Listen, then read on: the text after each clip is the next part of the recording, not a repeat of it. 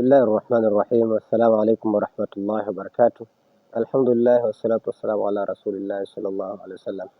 Naam, ndugu yenu hapa Ustadh Shabani Msafiri Ramadhani almaarufu kama Ustadh Dhalili. Tunamshukuru Mwenyezi Mungu Subhanahu wa Ta'ala, leo nimekuwa sehemu ya watu waliohudhuria kikao cha bodi ya wadhamini pamoja na wajumbe pamoja na kutambulishwa kwa viongozi wetu wateule ambao ni katibu mkuu na naibu katibu upande utawala wa fedha. Sisi kama umoja wa maimamu na walimu wa madrasa Tanzania, kama tulivyosema katika misimamo yetu hapo toka enzi na enzi, tuko tayari kushirikiana na kila taasisi ya Kiislamu ambayo inataka kusogeza Uislamu mbele, na sisi tuko tayari hata umata ziwe zaidi ya 500 ili mradi tu kwa maslahi mapana ya Uislamu, hasa maimamu pamoja na walimu wa madrasa.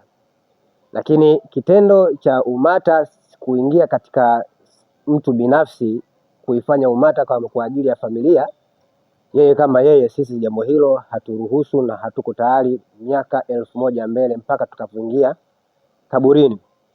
Umata hii yetu hii ina malengo yake, nafikiri malengo 5 ambayo kila imamu na kila mwalimu wa madrasa ni ndoto ya kuwa katika umata yetu hii, na hii ndio inatutofautisha na umata zingine zote duniani.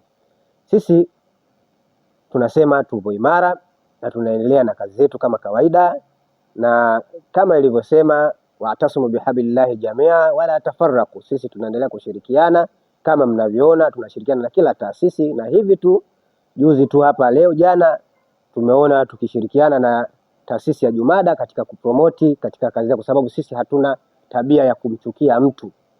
Sisi tuna tabia ya kuchukia matendo ya mtu na kumwombea dua.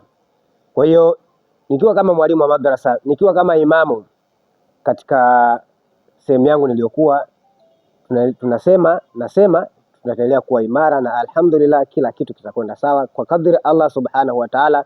Sisi tunafanya kazi ya Allah bila kulipwa na mtu yoyote, na hii scenario ya kwamba kuna watu wanatulipa au wanatutuma, jambo hilo ni halipo. Sisi tunafanya kazi kwa ajili ya Allah tabaraka wa taala. Kwa hiyo yangu ni hayo.